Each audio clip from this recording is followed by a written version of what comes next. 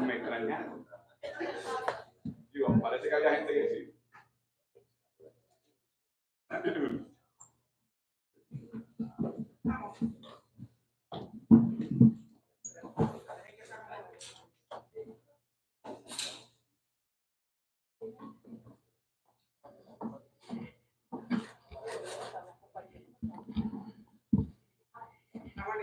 Estamos listos.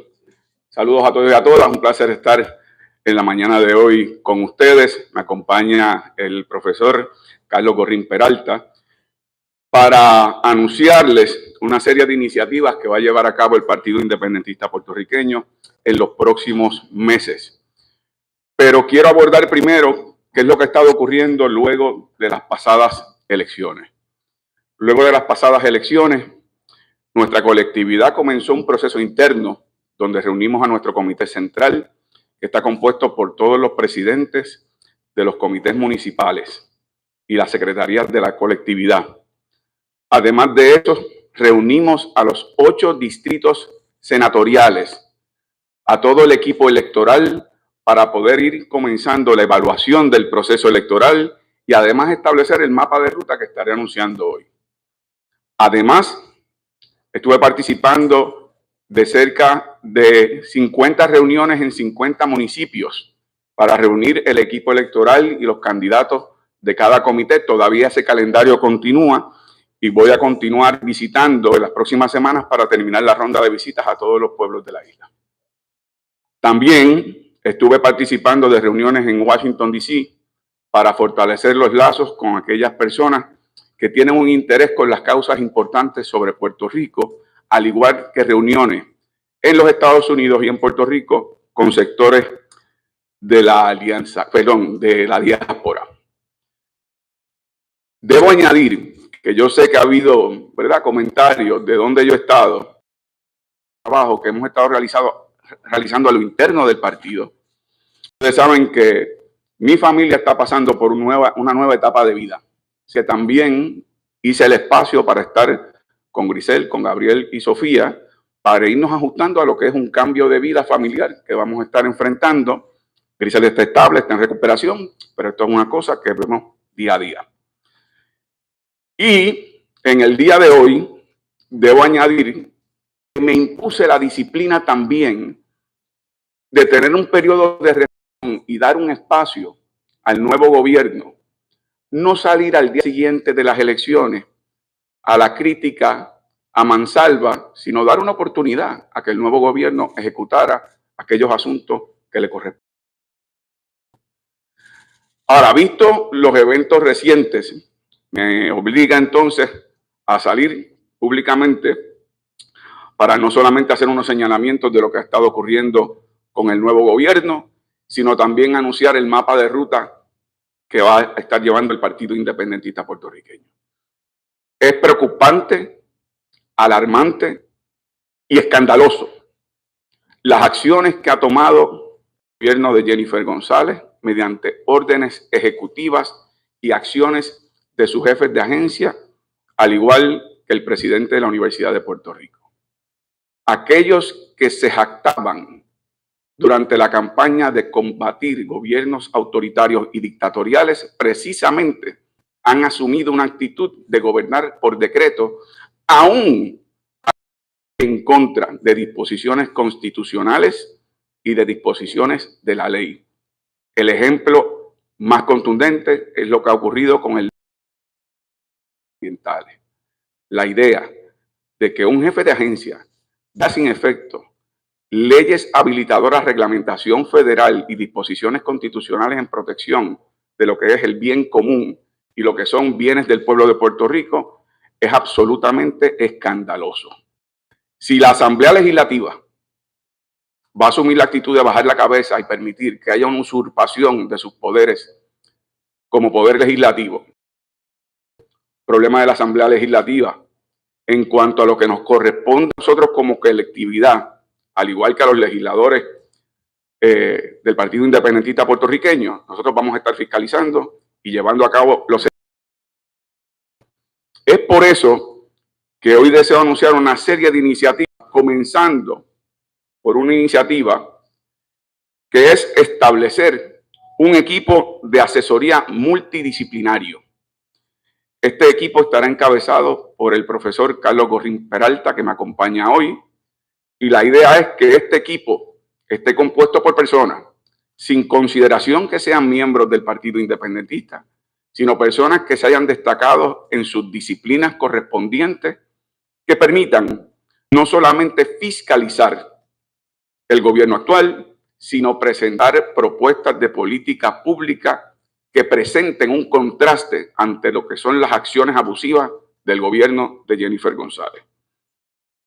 En segundo lugar, el Partido Independentista Puertorriqueño comenzará una serie de talleres de educación política en donde no solamente se va a estar orientando a jóvenes sobre aspectos y los procesos de descolonización, sino también será un esfuerzo abierto para otros sectores que, sin ser miembros del Partido Independentista Puertorriqueño, deseen también participar de los mismos. En tercer lugar, vamos a fortalecer iniciativas económicas de recaudos para la colectividad, enfatizando en actividades especiales y fortaleciendo lo que es el depósito directo que utiliza la colectividad para tener un ingreso recurrente. Este aspecto es importante porque en la pasada campaña hubo una desproporción de lo que fue el ingreso en contribuciones que recibió Jennifer González y lo que pudimos recibir otros partidos. Pero no me limito a lo que ella recaudó de los más de 10 millones de dólares. Si se suman y cuantifica económicamente lo que fueron emisoras de radio campana a campana atacando la posibilidad de un cambio en alianza, de lo que fueron programas de chismes en televisión todos los días atacando la alianza, de lo que fueron supuestos programas informativos en todo momento atacando la alianza. Si uno suma lo que fue el esfuerzo de empresarios puertorriqueños amenazando a sus empleados que no podían votar por una opción de cambio, eso cuantificado suma más de 20 millones de dólares. Nosotros tenemos que desde ahora fortalecer nuestras finanzas para prepararnos al menos y tener algún tipo de oportunidad para llevar nuestro mensaje y ampliar el mismo para las próximas elecciones. En cuarto lugar, el senador Adrián González, quien es el secretario de organización, el proceso de confeccionar y cumplir con un calendario de reorganización a nivel de cada comité del Partido Independentista Puertorriqueño. El proceso electoral permitió que nuevas personas se sumaran a este esfuerzo y queremos que esas personas tengan un espacio también de poder asumir posiciones de liderato a nivel local. En quinto lugar, el secretario de Asuntos Municipales, el licenciado Ángel Negrón, establecerá un calendario de seminarios para los sobre 50 legisladores municipales que tiene electos el Partido Independentista Puertorriqueño, que vamos a darles herramientas para la fiscalización, para la evaluación de presupuestos municipales, para técnicas de investigación, es decir, que tengan la preparación más completa, de forma que lleven a cabo el trabajo más amplio a nivel local y sirvan como un enlace fundamental entre las comunidades y lo que pueden ser abusos que se cometan en los municipios. Finalmente, y no menos importante, vamos a continuar los diálogos y acciones correspondientes para ofrecer y lograr de cara al futuro una alianza de país fortalecida. Y además vamos a iniciar con otros sectores conversaciones para que se puedan sumar a un esfuerzo de la alianza. La alianza continúa y tenemos que ver este proceso como un proceso de esperanza. Nosotros logramos en las pasadas elecciones lo innegable.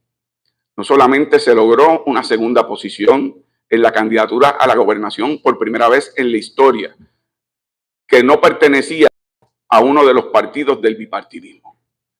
No solamente se logró aumentar los votos en distintos precintos representativos, porque se logró, por ejemplo, en el caso de San Juan, por Eva Prado, por Rosa Seguí, aún sin salir electas, lograron una representación política importante que fortaleció este esfuerzo. Y naturalmente, otros candidatos de la alianza hicieron un esfuerzo enorme. Licenciado Manuel Natal, la licenciada Ana Irma Rivera Lacén. Mi compromiso es continuar fortaleciendo la alianza y que el país tenga una oportunidad de cambio. Y por eso continuaremos con estos diálogos. Y aprovecho esta oportunidad para reiterar mi agradecimiento a todas las personas que se hicieron disponibles en el contexto de la alianza para ser candidatos y candidatas, al igual que aquellas que sirvieron como funcionarios de colegio para que por lo menos en donde había nuestra presencia hubiese la transparencia necesaria de que las cosas se estaban haciendo como se tenían que hacer. Antes de pasar a preguntas, quiero pedirle al profesor Gorrín si puede abonar un poco más al esfuerzo del equipo de asesoría multidisciplinario. Bueno, cómo no. La idea realmente ya se probó desde fines del 23. ¿Está prendido? Sí. Desde el 23 se empezó a formar lo que luego se convirtió en la Comisión de Programa del PIB. La comisión era una cosa, pero estaba dividida por áreas. Y cada una de esas áreas, ambiental, gobierno, salud, educación, gestó la participación de colaboradores que no eran miembros de la comisión, de una diversidad de puntos de vista y especializaciones que permitieron producir y ofrecerle al país un programa de primer orden.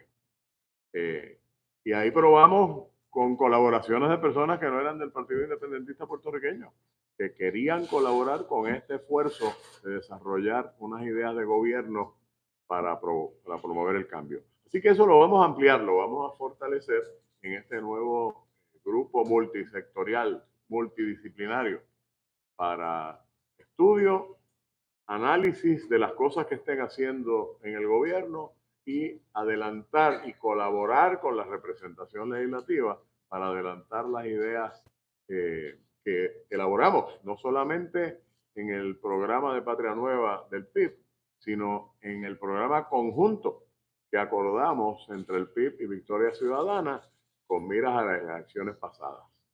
Ese es el plan que tenemos y además de eso que estos estudios que estamos haciendo sirvan para la educación política, no solamente de la militancia del PIB, sino en actividades abiertas a la comunidad para que se enteren de los problemas y de las posibilidades de cambio en las distintas áreas. Muchas gracias, Carlos. Ahora estamos dispuestos a tomar preguntas.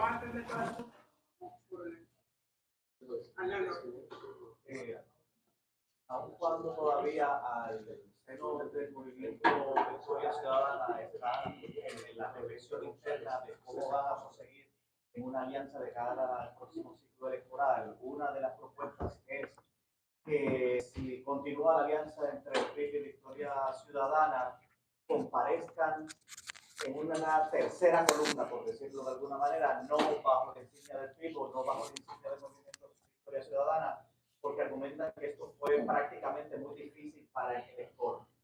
¿Cuál sería la posición, si alguna, del Partido Independentista ante esa posibilidad de una tercera opción? En estos momentos eso no está planteado. Eso habría que dialogarlo porque tiene también sus costos, ¿verdad? Las organizaciones entre el PIB y Victoria Ciudadana, como yo he planteado en el pasado y se planteó también por Victoria Ciudadana, llegamos a un entendido de apoyos mutuos, pero no es una fusión. Cada colectividad mantuvo su identidad propia porque cada colectividad también tiene ideas distintas de cómo manejar otros asuntos. Por eso es que este esfuerzo de la alianza fue histórico, porque aún teniendo unas diferencias, logramos sumar sobre consensos mutuos y ofrecernos al país. Tienes razón en que parte de las lecciones que tenemos que aprender de cara al futuro es para continuar con esta alianza, cómo podemos orientar mejor, cómo se debe ejercer el voto, cómo tener más recursos para llevar el mensaje de orientación al país. Así que eso es parte de lo que debe ser la evaluación que hagamos internamente cada una de las organizaciones y después mutuamente. Pero quiero subrayar lo siguiente, porque esto es parte de lo que se aprendió del proceso y es parte de lo que estamos planteando hoy. La alianza de cara al futuro no debe limitarse al PIB y Victoria Ciudadana, que hay múltiples sectores, organizaciones de base, activistas, personas con historial y compromiso que pueden aportar también en este proceso. Por eso es que yo subrayo en el tema de ampliar la alianza, que no se limite solamente a 2 colectividades. Podemos construir un esfuerzo de un frente electoral mucho más amplio. Dalmau, referente a este proyecto de alianza, hemos visto en las pasadas semanas cómo líderes grandes de Movimiento Victoria Ciudadana han estado en contra de las políticas que han implementado, por ejemplo, cuando solicitaron un espacio bajo la ley de minorías y en otras circunstancias que evalúan. Precisamente Ana Irma Rivera Lacén ha sido bien enfática en ese asunto peculiar. Por tanto, ¿qué comunicación, si alguna, ha mantenido con ella y quién o quiénes de dicha colectividad están en la apertura de continuar colaborando con el Partido Independentista? Bueno, después de las elecciones yo tuve varias reuniones con Ana Irma Rivera Lacén. Ella tuvo comunicación escrita conmigo, se le respondió dentro de varios temas que se tocaban en su comunicación escrita. Se atendió el tema de los espacios de la ley de minoría. La posición que yo anticipé y que luego se le informó formalmente es que no solamente hubiese y representaría un acto inconstitucional, ilegal, pero que además colocaría en manos del PNP, de Tomás Rivera Chats y Johnny Méndez, qué iba a pasar con esos escaños. No olviden que los cuerpos son los jueces de la capacidad legal de sus miembros.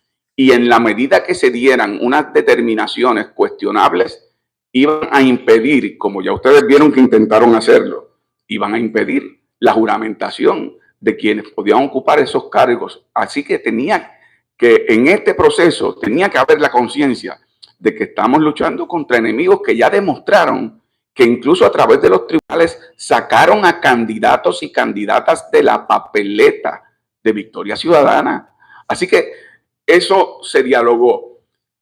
Lo que ha dicho Ana Irma recientemente es que para ella esta página pasó y de hecho puso a disposición del Partido Independentista, que a mí no me gusta hablar de la delegación del Partido Independentista, para mí es la delegación de Puerto Rico, las medidas legislativas que ellos trabajaron en el cuatrienio pasado. Y de hecho, el cuatrienio pasado, como comenzó el esfuerzo de la alianza, fue por colaboraciones legislativas entre Victoria Ciudadana y el PIB. Así que eso puede continuar y debe continuar. En cuanto, sin embargo, estamos en conformidad en términos de conversaciones, por ejemplo, para un escaño legislativo. Ella distinguió lo que era el aspecto legal y jurídico, que estaba detrás del aspecto político.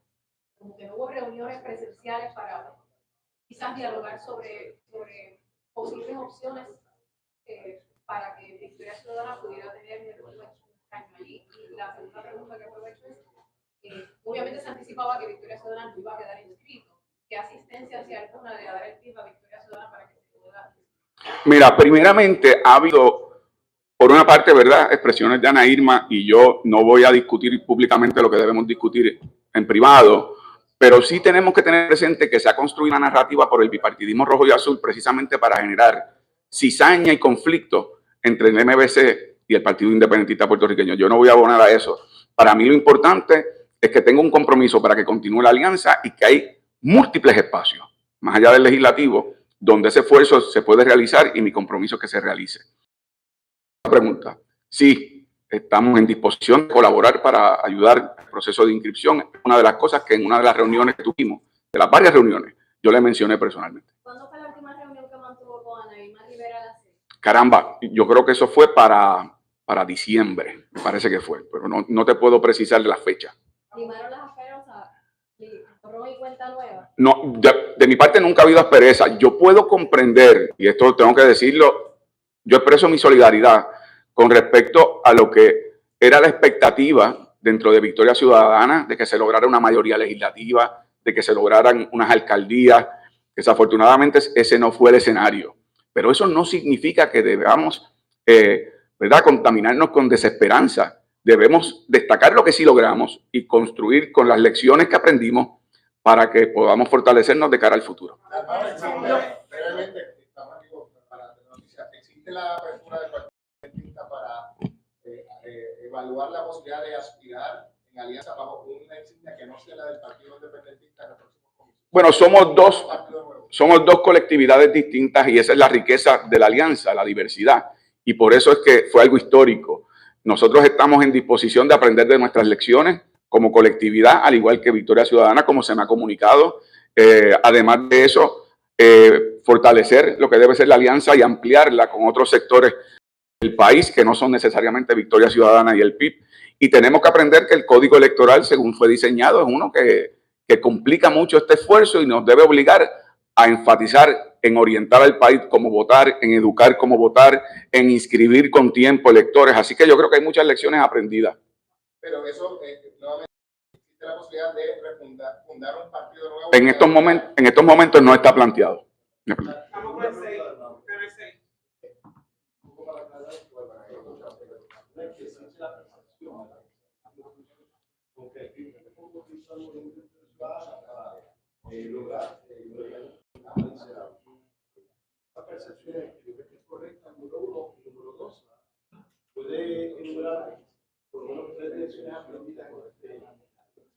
Bueno, mira, es una percepción equivocada. En las conversaciones que sostuvimos con Victoria Ciudadana, nosotros acordamos a que en la alcaldía de San Juan nosotros no postularíamos candidato a alcalde alguno ni legisladores municipales. Todo el esfuerzo estaba dirigido para lograr la elección de Manuel Natal. Y aunque no ocurrió, sí fue un esfuerzo conjunto. Además de eso, dentro de los precintos representativos de San Juan, de los 5, 3 fueron de Victoria Ciudadana. Y además de eso, llegamos al entendido de que el PIB no postularía más de un candidato por acumulación para que Victoria Ciudadana pudiera postular nuevamente 2 y 2 y retuvieran esos espacios que se habían ganado. Desafortunadamente, por determinación del tribunal, pues obviamente sacaron a esos candidatos de la papeleta y se tuvieron que tomar las decisiones por parte de Victoria Ciudadana. Desde un principio ha habido desprendimientos de ambas organizaciones. Pero de nuevo, estoy también consciente, Félix, de que se ha querido crear la narrativa, no de ahora, desde que comenzamos las conversaciones de tratar de sabotear los esfuerzos de la alianza, de decir que eso no era posible, de decir que había problemas de ego, de decir que había que impugnarlos en los tribunales, de combatir el que se pudiera hacer la coaligación, de sacarlos de la papeleta, de una campaña de falsificaciones y mentiras. Así que yo también estoy consciente que esa narrativa viene de adversarios políticos que no han superado, que ya pasó la campaña y que ahora les toca gobernar y ejecutar. Dalma, buenos días. Y el profesor Gorrín, quizás la primera pregunta es para los dos y es en torno a las órdenes ejecutivas de Jennifer González, número 7 y número 8. Primero, la número 7 básicamente establece que los jefes de agencia van a ser cabilderos por la estadidad. Le da incluso hasta órdenes de que vayan a Washington a hacer ese trabajo con jefes de agencia y con el Congreso. Y por otro lado, la número 8 es dándole poderes casi plenarios al secretario de la Gobernación, incluso incidiendo sobre leyes que tienen que ver con los nombramientos transitorios, personal, transacciones económicas. Por un lado, sí, profesor, si me podría dar la contestación de si lo ve constitucional desde el punto de vista de la ley magna. Y por otro lado, el asunto más político que tiene que ver con dónde está el país hoy, asumiendo un discurso hacia lo que debe hacer Puerto Rico y dónde está la discusión que en Puerto Rico no se trae de esa manera, pero que la estamos viendo súper amplificada con relación a lo que es el asentamiento, a mi juicio, más nacional y una discusión mediática bien puertorriqueñista desde el punto de vista de lo que ha hecho Bad Bunny con toda su residencia, pero sobre todo sobre la base de un producto cultural que establece que Puerto Rico tiene unos problemas tal que lo llevaría a etcétera. En ese sentido, cuando usted habla de una delegación del PIB, que es una delegación de Puerto Rico, a mí me parece que lo que está planteado aquí es una delegación mucho más amplia que el PIB. Y quisiera una reflexión sobre eso y sobre el asunto de la constitucionalidad de las órdenes ejecutivas. Con la constitucionalidad tuya, toma Bad Bunny. En el 1952, la Convención Constituyente aprobó una resolución que decía que no se podría gestionar cambios a la estatua a no ser que hubiese un mandato del pueblo. Eso se le empezó a llamar la cláusula de reserva. Y por lo tanto, se consideraba ilegal gastar dinero del gobierno por el gobierno que estuviera en el poder para adelantar una causa de estatus. Lamentablemente, esa era la interpretación constitucional que existía. Pero, como ustedes saben, el Poder Judicial es el que interpreta la Constitución y el nuevo Tribunal Supremo, luego de los plebiscitos de los 90, el 2012, etcétera, entendieron que en el 2012 el pueblo había rechazado la territorialidad y que desde entonces ha apoyado la estadidad. Ficticiamente, claro está, porque el 97% del no sé qué año era una mentira, y si uno cuenta los votos en blanco en este último plebiscito, pues la estadidad no llega a 50%.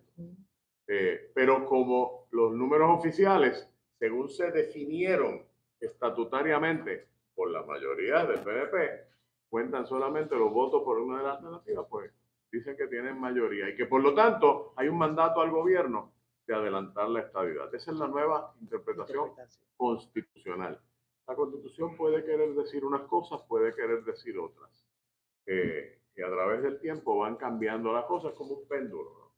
En cuanto a lo de las acciones administrativas o órdenes administrativas, sí, pues posiblemente eso viola leyes y disposiciones constitucionales, pero una vez más, cuando se cuestionen van a ir a los tribunales. Y en este momento existe una hegemonía del PNP en las tres ramas del gobierno. Y por lo tanto es de esperar que todas esas acciones se validen, a menos que sea algo tan flagrantemente violatorio de algo. Por ejemplo, meterse en las decisiones de un jefe de agencia sobre quién puede nombrar y que eso lo pueda determinar una persona que es el secretario de la gobernación. Por eso a mí me suena bastante contrario a lo que yo conozco del derecho administrativo. Así que habrá muchos cuestionamientos, habrá pleitos y ya ustedes verán. Yo quiero, me queda una pregunta de Carmen, pero añado una cosa.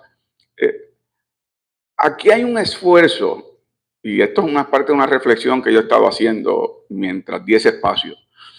Aquí veo del gobierno un esfuerzo de redirigir la atención pública para no ser evaluado por su falta de ejecución o su mala ejecución.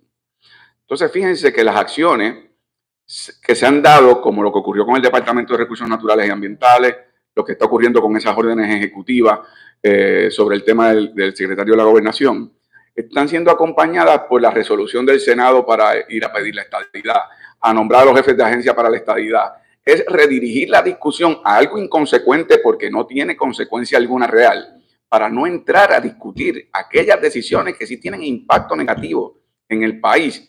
Y hay que tener en eso lupa, porque vamos a ver durante el cuatrienio, todavía están con narrativas de Guerra Fría de la campaña, y entonces están a punto de cambiar los cañones del morro porque supuestamente viene una invasión. Por Dios.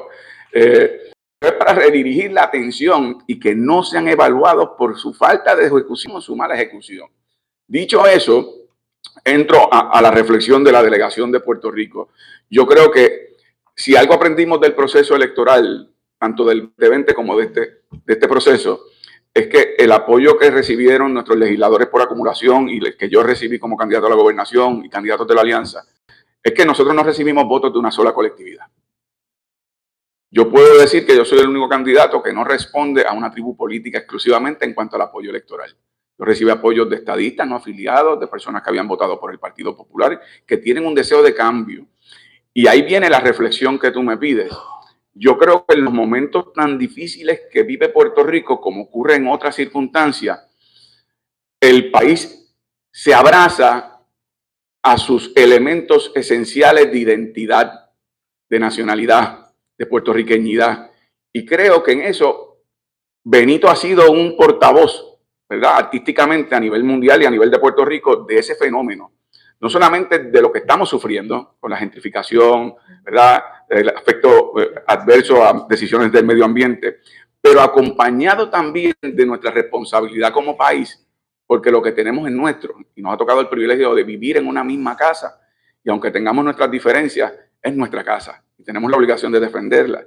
Así que yo creo que se está dando ese fenómeno que en el caso, de nuevo, de Benito, es un elemento que le da una plataforma mayor por su influencia a nivel artístico. Yo voy a completar la pregunta. Voy a completar la pregunta con una línea de un colega periodista recientemente que dijo precisamente, Jennifer González tiene todo. Tiene a Trump, el republicano, tiene la legislatura, tiene al ejecutivo, tiene al judicial y tiene un 41% del país por su administración. Parecería que las justificaciones a un mal gobierno están bastante vacías en ese saco porque tiene todo. ¿Hasta qué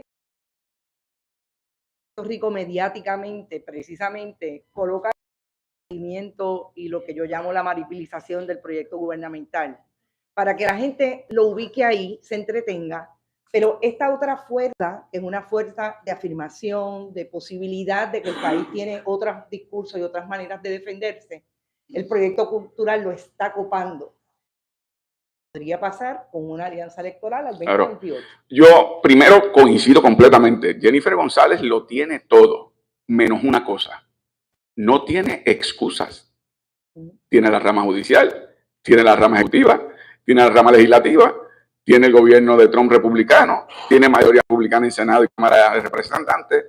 Entonces, al no tener excusa, va a venir este esfuerzo de distracción, de redirigir la atención del país para no ver la falta de acción sobre ellos.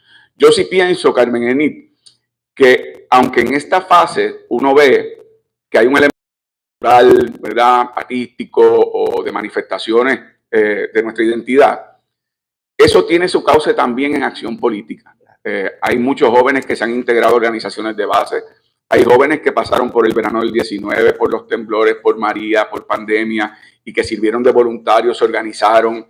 Yo creo que hay una generación que está politizada con P mayúscula, en el mejor sentido de la palabra, es decir, que se han activado, y eso lo refleja incluso el resultado electoral. De los jóvenes de 18 años a 35, 30 años, yo obtuve 57% de los votos. Así que aquí hay una nueva fuerza generacional que quiere dejar su propia huella y su propia firma en lo que es una página gloriosa en la historia del país. Osman, saludos. Quisiera que me dijera cuál va a ser el esfuerzo planeado, precisamente, lo ha dicho aquí, carta que hay toda, y el discurso contra el PIB de la alianza, de todas las cosas que están hablando, y cómo van a contrarrestar esto, porque ha habido una polarización. Así es. Ustedes jóvenes están apoyando por el sector mayor, que se comió el sí. lo que sea del miedo, lo que sea, por el otro lado. Y bastante grande también. ¿Cómo van a contrarrestar ese discurso que sigue atentando contra la aplicación del PIB y de la alianza? Yo creo primero, el proceso de educación política que nosotros vamos a estar llevando a cabo es un proceso abierto, no solamente dentro de la colectividad, y eso puede abonar a orientar. Y también la utilización efectiva de las redes sociales permite tener acceso a orientar mediante distintos, ¿verdad?, mecanismos que después anunciaremos con detalle, pero tienes razón que es algo que hay que atender y que ellos van a tener la fuerza del gobierno, el acceso a medios en términos de medios del Estado, medios comprados, en términos de pautas pagas, y ese va a ser un esfuerzo enorme y es un reto, es un reto. Ese cambio generacional Uh-huh. de que hay una generación que y eso molestó al sector, ¿verdad? Porque ese sector es mayor, pues quizás un poco implicó que tiene una mentalidad cruzada, inamovible. Pero algún sector se ofendió porque pensó que como que tenía que morir esa gente para no tener un chance. Sí, yo escuché eso. Se dio en este contexto. Yo estoy en una entrevista, en un podcast, me preguntan precisamente el resultado electoral. Yo explico que los municipios que yo gané, como San Juan, Carolina, Cagua, Casi Ponce, Mayagüez, Cabo Rojo, Toa Baja, son municipios densamente poblados. Y eso es un fenómeno interesante. Entonces caigo en el segundo tema, el demográfico. El demográfico, el que yo expliqué. Cuando uno mide, los jóvenes que votaron apoyaron más que mayoritariamente mi candidatura. Según van subiendo las edades, pues eso va cambiando. Y entonces digo, pero como ocurre generacionalmente, el ciclo de vida, como en Lion King, usé ese ejemplo, hace que nuevas generaciones vayan reconstruyendo el país que desean. De ahí me dijeron que yo quería que las personas adultos mayores murieran. De ahí me dijeron que yo no quería que votaran.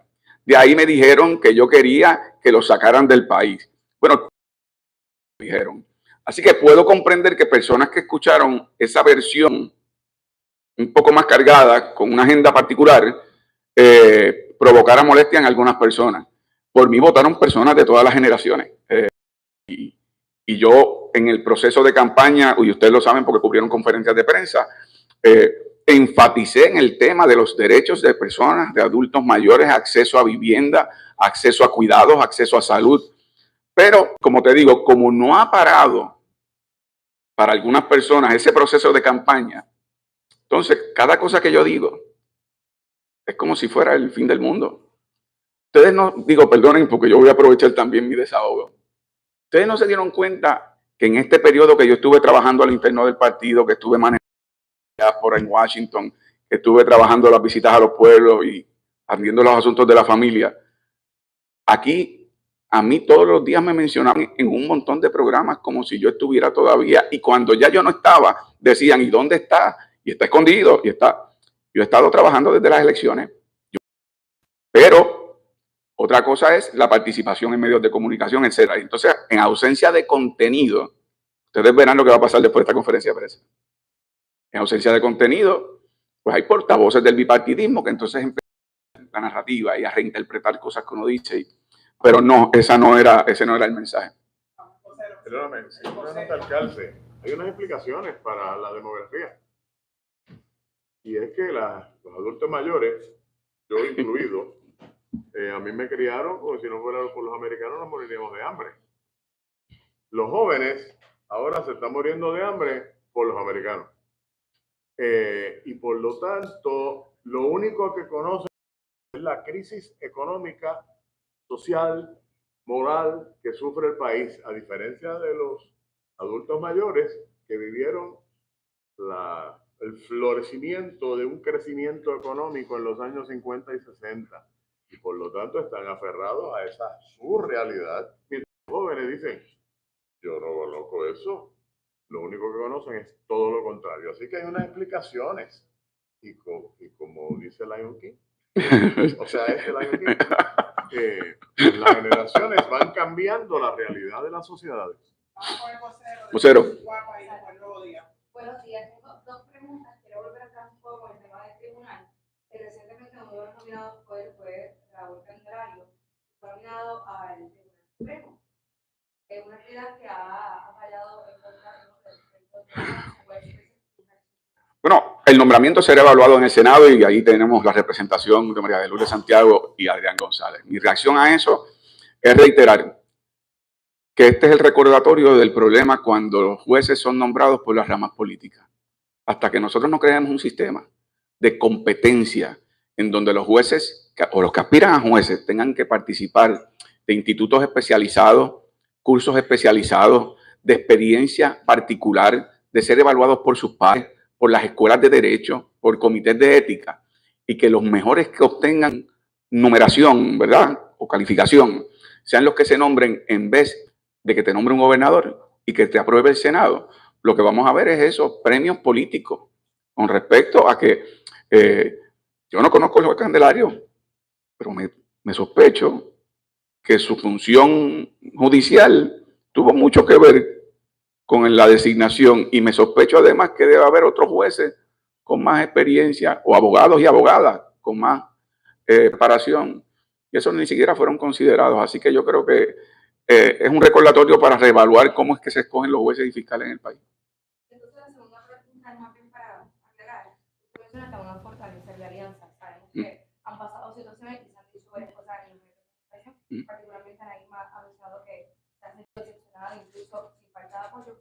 ¿Cuál es ese plan de acción, ese primer paso para fortalecer esa alianza de cara a lo que obviamente sería la próxima? Yo creo que hay que continuar los diálogos. Hay personas dentro de la alianza que están en un esfuerzo de evaluación interna. Ellos tendrán su proceso de reorganización interna, les corresponde a ellos, pero lo que nos corresponde a nosotros es mantener los puentes de apertura, de comunicación con ellos y en mi última comunicación con Ana Irma, precisamente quedamos al pendiente de reunirnos, ¿verdad?, próximamente para continuar esas conversaciones.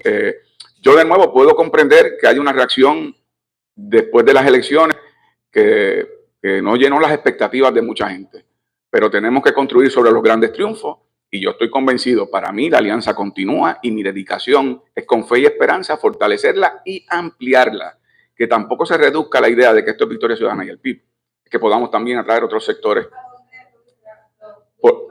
Por ejemplo, aquí hay organizaciones de base que tienen experiencia en asuntos ambientales. Aquí hay organizaciones de base que tienen experiencia educativa. Aquí están los estudiantes, aquí están los sindicatos, está el sector religioso. O sea, aquí hay distintos sectores que cumplen un espacio y una función en la sociedad que también deben ser parte de la alianza y no necesariamente en un proceso de candidatura. Si quisieran, pudiese ser, pero puede ser también aportando al proceso de construir un proyecto de país, propuestas en este esfuerzo multisectorial que estamos presentando que puedan integrarse, pero es ir construyendo desde distintos sectores el país que queremos y de parte de las personas que tienen la experiencia, la dedicación, el activismo y la voluntad de ese cambio. Esa ampliación incluye otros movimientos políticos, como el Partido Popular, por ejemplo, donde hay voces que usted ha escuchado, como Pablo José, que habla de alianza. Bueno, mira, esto se ve día a día, pero es difícil en este momento anticipar el que eso ocurra debido a que, como sabes, también el Partido Popular, como parte del bipartidismo, ha sido responsable de lo que estamos sufriendo. Yo no, bueno, aquí hay personas con más experiencia, pero algunos de ustedes recordarán que todo este tema de la palguera es consecuencia de la protección mutua entre el Partido Popular y el PNP. Eso es así. Y de figuras importantes que venían desde la judicatura hasta exfuncionarios de gobierno que lograron tener acceso a vivienda allí, a casas, y se protegían mutuamente. Así que por eso es muy difícil anticipar eso, pero te puedo decir lo siguiente, Julio, para que tampoco parezca que es que yo gané en Caguas. Caguas tiene un alcalde popular. Yo gané en Gurabo, gané, esa es la alcaldesa del PNP. Yo gané en Mayagüez, el alcalde es popular. O sea, se pueden dar por lo menos unos acercamientos para aquellas cosas que se puedan hacer y construir por el bien del país y de esos municipios donde yo tengo pues esa influencia mayor. Tengo puertas abiertas, claro que sí.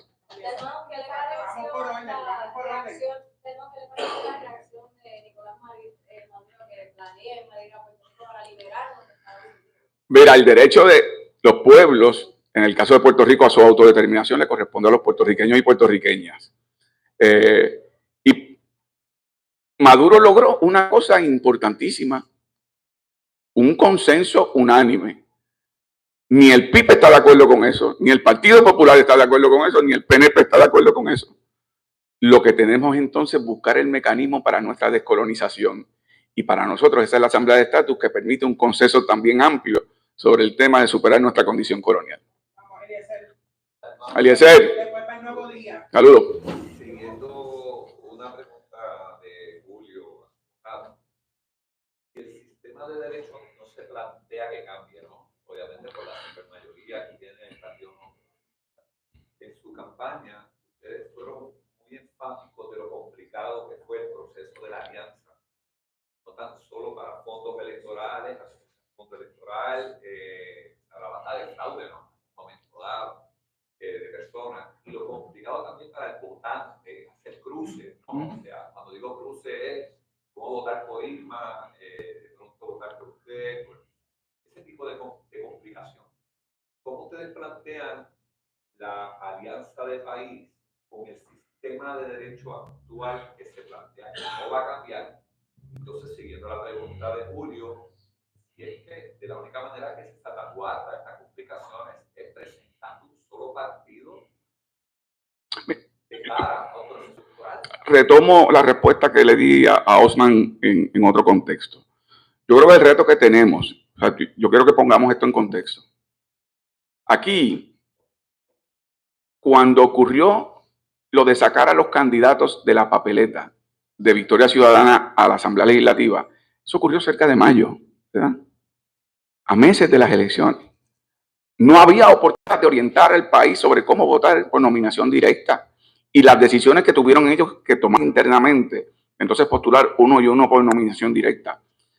Anaíma Rivera Lacén, que la sacaron también de la papeleta, tuvo que acudir al Tribunal Federal y llegar a una transacción con la Comisión Estatal de Elecciones. Y ella vino a ser certificada como candidata a Victoria Ciudadana a finales de julio, a meses de las elecciones.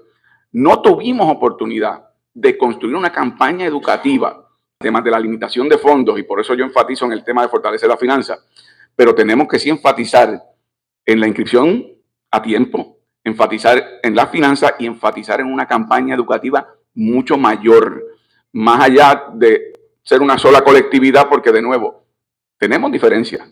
Lo que pasa es que nos unen muchas cosas más, pero yo creo que nosotros podemos lograr, construyendo lo que ya logramos, con una campaña educativa que la Comisión Estatal de Elecciones y le correspondía hacer, de cómo votar, poder lograr esos objetivos de cara al futuro. El sistema electoral está diseñado para partidos.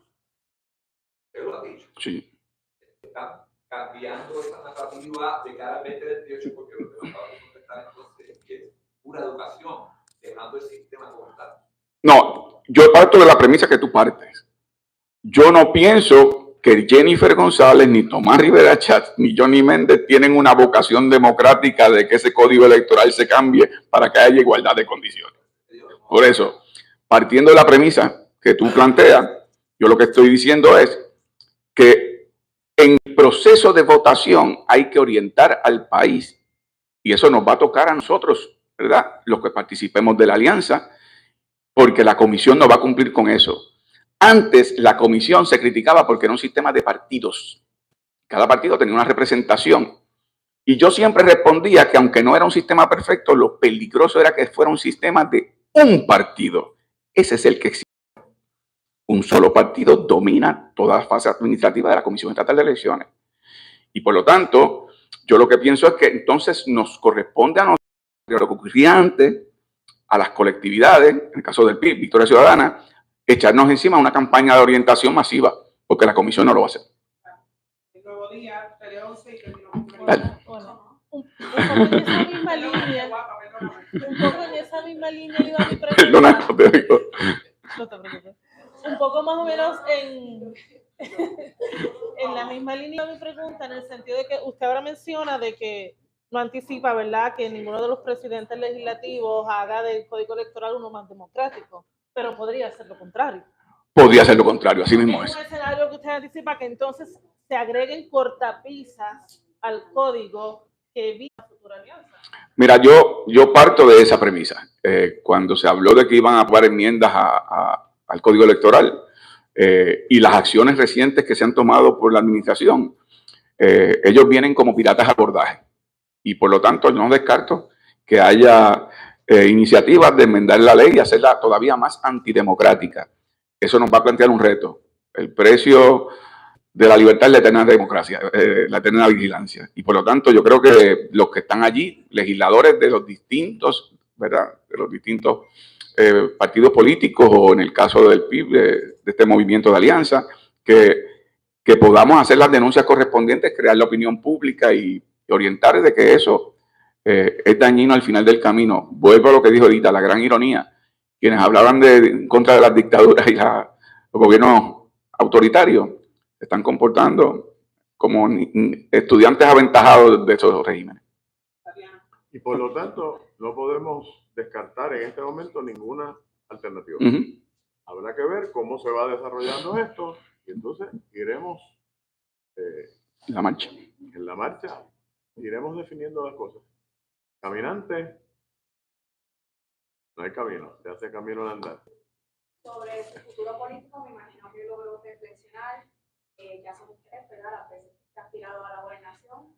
Continúa con esos planes por una situación. Alguien Es prematuro, es prematuro. Yo sí tengo un compromiso con Puerto Rico, esta es mi vocación de vida, yo sigo siendo el secretario general de la colectividad. Pero es prematuro hablar de candidaturas, apenas ha pasado un mes y pico de las elecciones. Yo creo que tenemos que concentrarnos en la función de organizarnos internamente, de los esfuerzos que vamos a hacer con otros sectores multidisciplinarios. Y yo voy a enfocar en eso en estos momentos, además de, obviamente, como portavoz de la colectividad. Sobre las veces que yo he sido candidato, todavía Ferré me gana por 3 veces, así que tengo tiempo. Siempre ha salido mejor. En estos equipos de asesoría multidisciplinario, ¿hay algún tema prioritario? Y 2, el insumo que recibió de la diáspora sobre los resultados de las elecciones y la situación. En las reuniones que tuve, mucho entusiasmo, el deseo de continuar estableciendo diálogos y puentes con ese sector. Ellos tuvieron una participación importante, no solamente con aportaciones económicas, sino los que podían votar, de los que estaban allá de acuerdo a la ley, lo podían hacer, pero los que no, llamaban a sus familiares para entusiasmarlos, o sea que tuvieron una función importante. En estos momentos la preocupación principal que existe es la amenaza del nuevo gobierno de Trump, por lo que son las actitudes, ¿verdad?, de exclusión en distintos sectores minoritarios en los Estados Unidos. En segundo lugar, desde el punto de vista de Puerto Rico, la preocupación del tema de descolonización, del tema de la Ley 60 y el tema del Farm Bill en los Estados Unidos con respecto al impacto que tenga en Puerto Rico y lo que es el SNAP. Así que hablamos de varios temas, pero particularmente mantener las vías de comunicación. Gracias, compañero. Bono.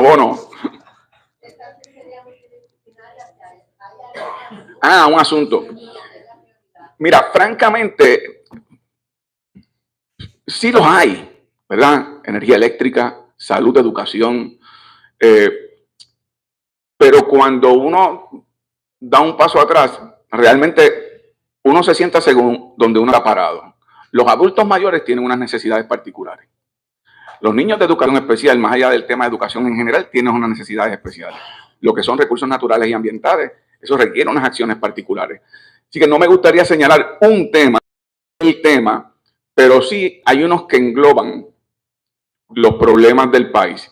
Sin un sistema energético confiable, accesible, no hay desarrollo económico, no hay educación, no hay salud, no hay posibilidad de calidad de vida. Así que eso engloba todo, particularmente a los adultos mayores.